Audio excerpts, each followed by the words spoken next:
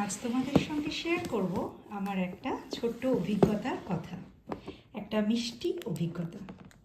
ত্রিভঙ্গি এতদিন ধরে আমি ত্রিভঙ্গিকে নিয়ে আমার কাজ। তো এই ক্ষেত্রে অনেক সময়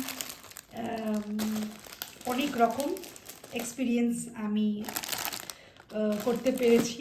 তার মধ্যে কিছু ভালো, কিছু ভালো না, কিছু খারাপ, আর অনেকটা ভালো।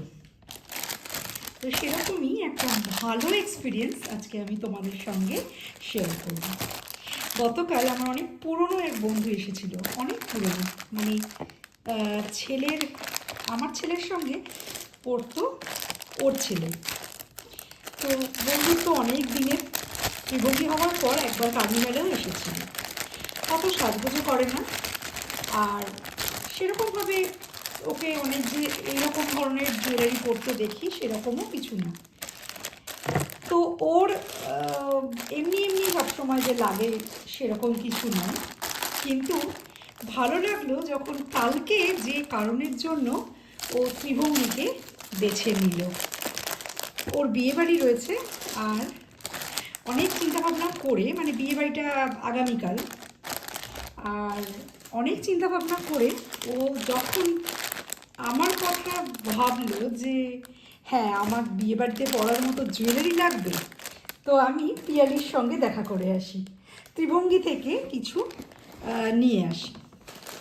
আমাকে ফোন করলো আর সাথে সাথে জিজ্ঞাসা করলো যে পিয়ালি তুমি কি বাড়ি আছো? ও আমাকে তুই বলে, অবশ্য আমি কাউকে তুই বলতে পারি না। তুই বলতে পারি না মানেই নয় যে আমি কাউকে অতটা ভালোবাসি না, তা কিন্তু একেবারেই নয়। আমি খুবই ভালোবাসি এবং বন্ধু সবাইকেই খুব কাছেরই মানি, কিন্তু তাও সব হয় না, একটা সবাই তুইটা বলতে পারে না। আমি সেই রকম তুইটা চট করে বলতে পারি না। তো যাই হোক, আমাকে ও তুই বলে, আমার খুব ভালো লাগে যখন কেউ ভালোবেসে তুই বলে। বললো তুই আসবি, তুই কি বাড়ি আছিস? তাহলে আমার একটুখানি দরকার ছিল, আমার একটা বিয়েবাড়ি রয়েছে, আমি শাড়ি নিয়ে যেতাম, তাহলে একটুখানি দেখে দিতিস। আমি বললাম আচ্ছা ঠিক আছে, হয়ে যাবে একদম, চলে এসো, আমি চেষ্টা করব তোমার সঙ্গে ম্যাচিং করে যদি কিছু দিতে পারি। তো আমি যেরকম বললাম ও ঠিক টাইমের মধ্যেই চলে এলো।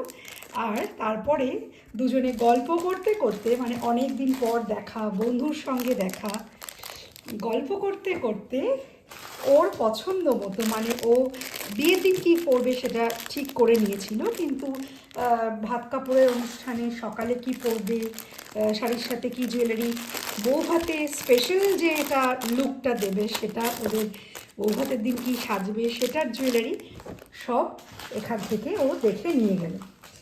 আর এডিটা গোছাতে গোছাতে কেন আজকের গল্পটা বলছি, কারণ কালকে ও যখন এসেছিল জুয়েলারি হয়তো কিছু একটা অন্য কিছু ভেবে এসেছিল, কিন্তু আমার এডির স্টক দেখে আর ওর শাড়ির সঙ্গে ম্যাচিং হচ্ছে ব্যাপারগুলো এত সুন্দরভাবে যে ও আর কিছু না ভেবে একদম এডি নিল।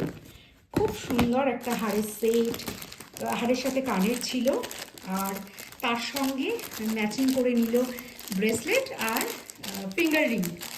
তো ও সব থেকে যেটা বারবার বলছিল যে পিয়ালি তোকে খুব প্রবলেমে ফেলে দিলাম, বল এত কিছু ঘাঁটিয়ে দেখে, হ্যাঁ তোকে আবার এত গোছাতে হবে, মানে আমি যতটা দেখাতে চাইছি ও দেখতেই চাইছে না, বলছে কি হ্যাঁ হ্যাঁ ঠিক আছে হয়ে গেছে, আমার পছন্দ হয়ে গেছে।